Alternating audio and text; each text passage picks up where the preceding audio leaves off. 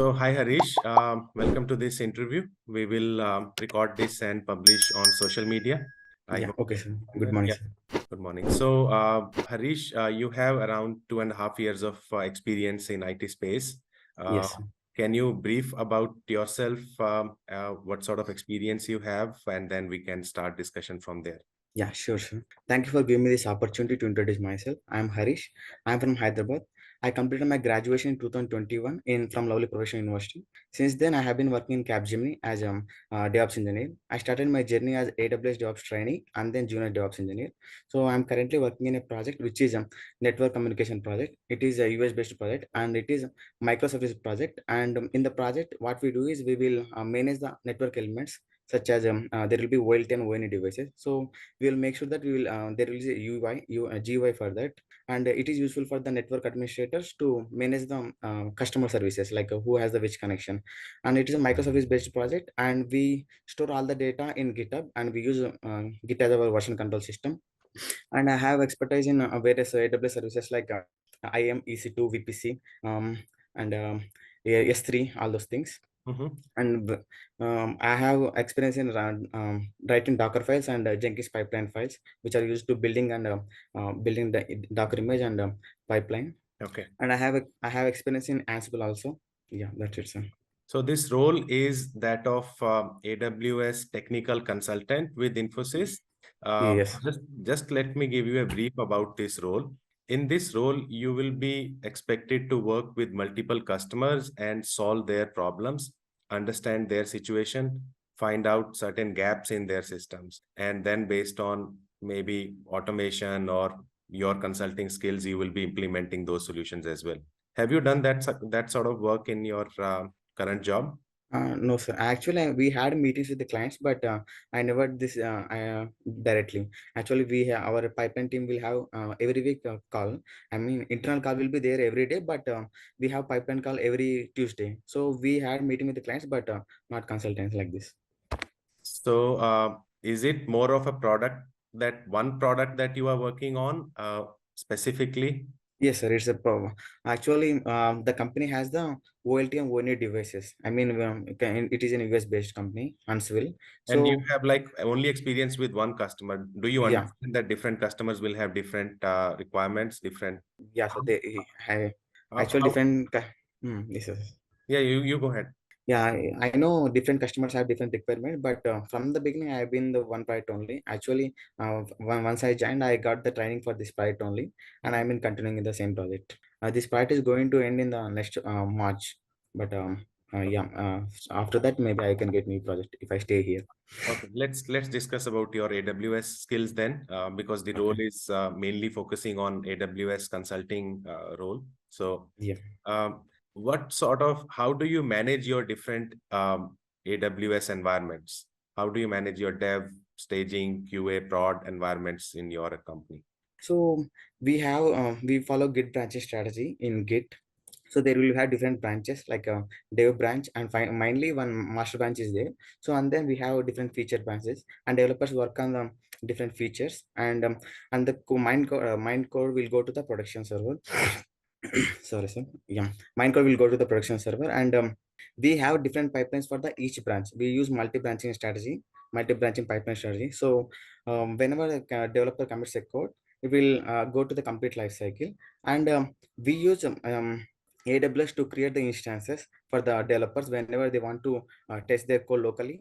We Mhm. use the AWS, and we'll be giving the IAM permissions which are required for them. And we also write Terraform files to give them the EC2 instances like that. We will manage AWS like this. But then is it how do you deploy these? How pipelines are connected to AWS accounts? From the Jenkins itself, sir. Once we got the continuous integration process, we will deploy the code into the continuous delivery. I mean, right now we are using Docker Hub. I mean, Can you previously give we a were. complete overview of your pipeline? I understood there are feature branches, then you deploy Hmm, from main branch in production, but hmm. how do you deploy from feature branch? And do you deploy to production from feature branch? How does that branch and AWS environment relationship happening? So, Okay, so I will tell the complete life cycle of our pipeline. Yeah. So whenever developer commits a code, we'll be having webhook triggers. So Yeah. it trigger the Jenkins pipeline. Once it's trigger, Jenkins pipeline will start the pipeline.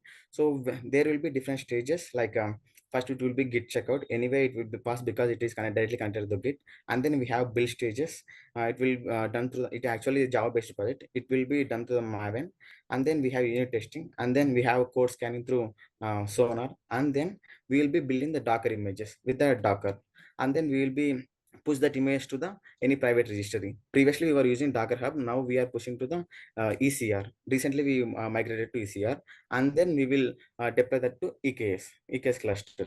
That's how we connected from Jenkins pipeline to AWS. Till uploading the image to the Docker Hub, it is continuous integration. After then, we will be using continuous deployment, which Right. in the EKS. Right. But you still didn't tell me, how do you differentiate between your dev QA and prod account?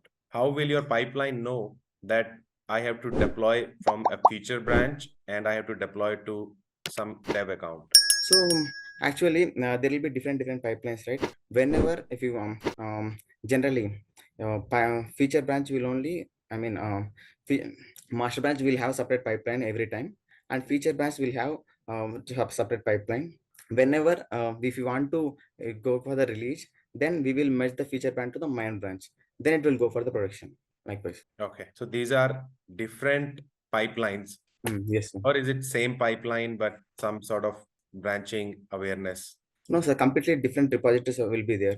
Um, I mean, we use branch strategy, right? There will be, it will show branch and our repository name, and there will be in one stage it will in the branch it is showing feature branches, main branch, and any sub branches. So Mhm. like it will there. Okay. All right. And how do you manage different AWS accounts? Do you have your dev cluster in and production cluster in same AWS account? I don't have much experience with the production account, but right now we have the same only. So. So you are mainly as a DevOps engineer for lower accounts, is it? You don't deploy to production? No, sir. We rarely deploy to the production. We mainly focus on the dev environment. Are you aware who does that and how that process works? Slightly aware, sir. Actually, our senior DevOps engineer will do that, and we will take care of the development environments. But do you never interact with them, or they don't tell you how do they merge and how do they deploy? I know the process, like how they create the clusters and how do they deploy into the production servers. We use actually the Fargate. We don't use we use Fargate for our containers. Which is serverless. So with Fargate, they will deploy the code. They create Ingress controllers there, and with Ingress controller, they will deploy the code to the You production use servers. ECS Fargate or you use EKS? EKS only, sir. We are not using ECS. Why Fargate? Yeah, Fargate is a serverless thing, and we no need to manage the containers. Actually, if you manage the containers, there will be we need to monitor everything. I mean to say, if you use the EC2 instance instead of a Fargate, we have to scale up and scale down. But if we use the Fargate, we no need to take care of that. EC2 will, AWS will take care of them scaling up and down based on the traffic. So you define certain policies and based on that it manages. Yes, sir. Yes, sir. Now tell me, if one of our customers says that my Fargate EKS cost is going up dramatically, what steps would you take to control their cost? Mm, I'm not sure about it. Right. No awareness on cost optimization? Yeah, cost automation we can do with the AWS Lambda functions. So we can write AWS Lambda function based on we can integrate with AWS Lambda with the CloudWatch. So we have to give some necessary AWS roles there. So based upon that, AWS CloudWatch always monitor. So according to the metrics and the Can things, everything that is in EKS, your Fargate, can that be converted to AWS Lambda? yeah, maybe so. I'm not sure. No worries. Just study about this aspect, because with the recession and all that, a lot of customers will be looking for cost optimization. So Yeah, you sure. would need some consulting there. What Okay. strategies are possible in the cost optimization area? Yeah, sure, sir. Okay. Now, tell me a little bit about these public and private subnets. Are you aware what they are? Yeah, sir. Actually, there will be public and private subnet. We will be first of all, there will be one VPC is there. VPC is one of the service by the AWS. In the Mhm. VPC, what we do is we will create private network inside the public cloud. So Okay. likewise, if you want to deploy any of our applications or um, our own application, we will first create VPC. In that VPC, we will have public subnet, private subnet, and mostly we will deploy our application inside the private subnet because if we create any instance in the private subnet, it won't get the public IP directly. So there won't be the connection to the public world to the our instance. That's why we use public and private IP. Sorry, public and private subnets. And in private, the instances which are in the private subnet don't have IP address. If we want to connect to the public private instances, we can use the Bastion host, which is in the public IP, or else that too that is very secure private IP. We can do the NACLs at the end at the subnet level. It will increase the security level of to our instances. And there will be a NAT gateway. NAT gateway used to route the traffic from private instances to the outer internet. I mean, it do the network address translation. But how will the users will hit my website if everything is private? Then how will they get access to the instance? Yeah, so there will be NAT gateway. The NAT gateway will have the static IP, Mhm. and static if users can hit only static IP, they won't be exposed with the IP of our private instances. Mhm. And we will also configure the load balancer in the public subnet. We don't configure load balancer in the private subnet, and we will configure auto scaling group in the private subnet. With the auto scaling group, instances may come up. Instances may vary according to the traffic, and load balancer will route the traffic. And if you want to go to that instance, we can go to the elastic IP of the NAT gateway. So it is fixed IP. It Okay. won't it Yeah, it is very secure compared to in deploying instance in the Apart public IP. from Bastion host, are there other options to connect to private subnet instances? I think that is the only way we can connect. If they are in the same VPC, we can connect. If we Yeah, create a but I Bastion host is like it's costly for me. I need to have another instance running all the time just to connect to my instances. I don't want to pay for that machine. Okay, then no idea, sir. Hmm. No worries. Just understand these. There are additional options available, so Okay, can study about them. yeah. You mentioned about auto scaling situation. The machines get created automatically, destroyed Mm. automatically. So if my current situation is I have two EC2 instances, there is an auto scaling event because of high traffic. Maybe you configured your policies correct, everything fine. It created 10 instances. Then something happened in your environment. Some 8 machines got crashed or some error was there, and then you back to 2 machines. How would you investigate those 8 machines? What happened? Because they are not available anymore. But even though they are not available, there will be watches all the logs. So we can go to cloud watches. We can check what happened to that instances. Generally, if you configure auto scaling group, it can based on the traffic, it will definitely make instances scale automatically. Mhm. But if in such cases, we can go to CloudWatch and we can check what happened to that instances. Based on that, we can debug and we can do like we should not make it next time happen. So what steps you would take to make sure that the logs are available to you? I have my Um, Docker application running. How do I get those logs? Or my web application is running on, say, Tomcat, whatever situation. How do I get my app logs available? Whenever we are creating instance, there we will get the option of enable cloud watch logs. So we have to enable that. Otherwise, we won't get logs. So Yeah, if but we if you enable it, enable in AWS CloudWatch logs, how will that CloudWatch logs will know that I have a Docker file, I have an application running on this app, this port, and my logs are going to my folder. Logs are going to folder called /war/Harish. How would that CloudWatch know that I have to pick up logs from here? Every sir. application is different, right? Yes, yes, sir. Logs are different. Yeah, How would you get those logs? yeah. Need to look into it. So I know. Have you created AWS Lambda serverless? Yes, sir. I created AWS Lambda services. Can you give like when you needed the serverless function and what steps you took? Serverless, generally there are two types of compute services: server compute service and serverless. And server is EC2, and serverless is we have Lambda and Fargate. So coming to Lambda, we can use it for the functions which don't require any server. I mean, we have if you want to perform any task, after that we want that instance to be automatically down and go shut down. At that time, we can do serverless functions like AWS Lambda. We Mhm. can do AWS Lambda for the cost optimization thing, or we can do any number of things with the Lambda. Like if you want to mainly we can use it for the cost optimization.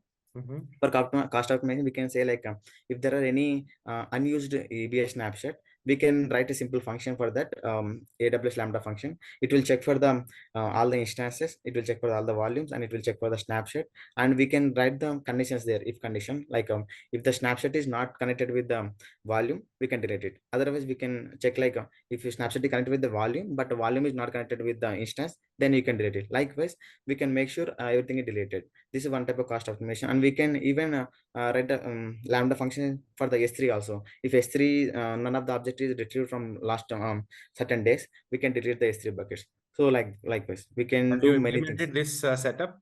I seen the setup in my organization, but I never implemented. Any function you have implemented yourself?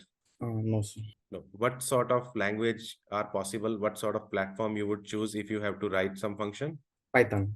But at least I would suggest you should write at least one Lambda function with your hands. It could be Yes. any use case that you have. You Yes, can sure, sir. build the use case you explained is fine, but at least build it yourself. Yeah, sure, sir. I will definitely try. Can you tell me what is high availability and how to achieve that in AWS? High availability means we have to make sure our application is available all the time. So to make sure we have the high availability, we will use the option of multiple regions and multiple availability zone. There Mhm. is regions in AWS. Like AWS has their servers throughout the world, and for every region there will be available certain multiple availability zones. So if we want to deploy our application, we can make sure that we will be deploying in multiple availability zones. Even though when one of the availability zone goes down, we can make sure our application is up and running from the other availability zone. Likewise, we can make sure we can make sure the high availability of to our application. Okay. Can you explain me at least five security best practices that you have implemented in your current project? Yeah, sure, sir. For security to the instance, first we need to configure security groups.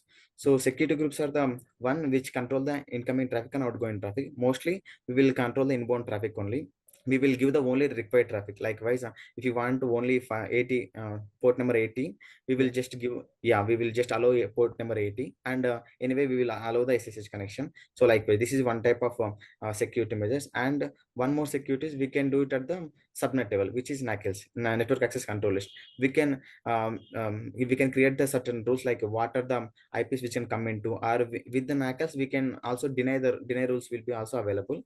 We can also deny what should not be come to our instances. Even though if something is allowed in the security level, and if you blocked at the NACL level, it will be blocked at the NACL level only. So it will be like our extra layer to our instances. And one more thing is giving proper IAM permissions. So if we don't have any proper IAM services, any users can have the access to all the services. So we should not want that. So we will give proper security. Sorry, we will give only proper some permissions, and we will give them proper policies. There will be, if you take the S3 bucket, we will Mhm. be giving the policy document. I mean bucket policies, like who can access the bucket, even though they have the access to the S3, but we can make sure like our bucket won't be deleted. Like we can create the policies for a particular bucket. So likewise, we can make sure our security in the AWS. Okay. All right. That's about the security things. Any other security product that you have used, WAF or No, sir. And one more thing, if you want security for the users, we can use multi-factor authentication. That is one type of security I forgot to tell. So even though our password, username and password got compromised, and we don't let anyone to access our account, because we are enabling the multi-factor authentication. With that, they should have the device, so that otherwise they can't log in. any security product you have implemented in the pipeline? No, sir. Have you used SonarQube in the pipeline? Yes, sir. Yes, sir. Yeah, we use SonarCube in the pipeline. It is used to check the code quality, and it will be checking the code quality, and it will check for the any code bugs are there, and it is check for the code vulnerabilities. So this is one way to check the code. Can you give me like 2, 3 examples? What sort of information you get from sonar analysis? Yeah, if there are any duplication lines, it will tell. We will be getting like what are the problem with that lines, Mhm. and if we have any bugs, I mean there will be option of code smells on all those things. We can check the sonar cube analysis, and then based on that we will notify the developer. If there is a failure in any pipeline, first we will try to debug it, and if it is any intermediate issue, we will just rerun the build. If it is related to the code according to the sonar cube, we will mention to the developer. He will take care of that. Okay. Now, in one of the scenario, the customer comes back to you and says the application is not performing well in the Mm, production environment. mm. Maybe it's your database is not responding properly. What options we have in terms of scaling databases in AWS? Uh, First database we have RDS service, sir. Mhm. So we can use RDS service. With the RDS service, inside that we can use MySQL and Mongo, sir, So, for example, Postgres. you created an RDS cluster with, say, a T3 medium instance. Your customers are complaining now. What options, what things you have? Sorry, sir, no idea about it. Okay. So here is I got some idea about your profile, and the feedback that I want to give you is you have very high level understanding of things. You have only understanding of the things that you have worked on. If it is Fargate or some pipeline, you know about it. But if we go anything outside, anything that you have not worked, that's where you are struggling. Yes. So if it is you haven't worked in production environment, you don't know about that. You haven't touched base with your seniors in the same company. You haven't understood the complete process. Being in the same organization for like more than 2 years, you should probably have a good understanding of that. Yeah. If you have to work on cost optimization or any other security aspects in terms of DevSecOps, you don't understand. Similarly, with auto scaling of databases, or you are not aware of anything that you haven't worked on. Are you certified on any of the AWS exams? No, sir. Any Terraform or Kubernetes certification? No, sir. So explore that opportunity also, because that shows you multiple scenarios and then tells you how you would solve that in real world. So Mm. certifications are a good way. Don't use any dumps, don't use any shortcuts, study about it. They are, especially AWS certifications, very well planned. So that's my honest suggestion. You need to go beyond your role. You need to go beyond, look for other options, especially when you are applying for companies like Infosys, service companies, and if these are your target. Even in future, maybe you apply for banks or somewhere, you need to uh, show your skills as a consultant. You need to understand the situation. You may not be providing solution right away, but you should have the Mm. options. Yes, sir. Okay, this is your problem. We have 3 different problem solution for you. I will try all these things. I'll do POC, I'll do something, and I'll make sure that the best solution gets implemented. In your case, you are not aware of those options at all. Just being aware of options as a consultant is the primary skill, Okay. right? So I'm sure you will do well for this interview. Just go for it in the current state. Don't be like hesitant based on this interview. Look at these options, like how you improve your consulting skills, how you can suggest different options in the interview. uh, give some sort of options to the employer. If you have to do some scaling, talk about, say, horizontal scaling, vertical scaling. Ask them questions. Okay, can I bring a downtime to the application? Because if you can bring if you have a downtime window in case of database scaling, you can snapshot it and create a bigger instance or something. You can go for other scaling options available in RDS, which will be expensive, but it will be useful for your short scaling options. So look at all aspects and try to get certified. Yeah. Okay, sir. Understood. Any questions you have that you want to clarify? Yes, sir. Consultancy service means basically we need to give the suggestions, right? I mean, according to your answer, I got this. Like we need to we should be in a state like we have to answer any situation, like we have to tackle any Yes. situation. Yes, we can't say any situation. Just think, take your time, ask questions, maybe further questions, and then based on that, try to come up with solution. If you were a certified person or something, you would have probably got at least some ideas, because in the certification they will bring such scenarios. Scenarios. Yeah. Yeah. And try to build projects or something outside of your organization also. Don't rely on the company to give you all the scenarios and everything that's possible. Try to use certain other resources also. So Yeah, build sure, build sir. some sort of complex projects, maybe cost optimization, DevSecOps, or Kubernetes, or anything that you can uh, do outside company also, because eventually you will be applying for jobs in future also. So having good experience will be helpful. Yeah, got it, sir. Anything else before we wrap up? Yeah, everything fine, sir. I All will right. prepare my best to Do share us perform it. how you go with this current interview, Yeah, and let's stay connected. yeah, Best sure, of sir. luck. Thank you, sir. Thanks. Bye. Bye, sir.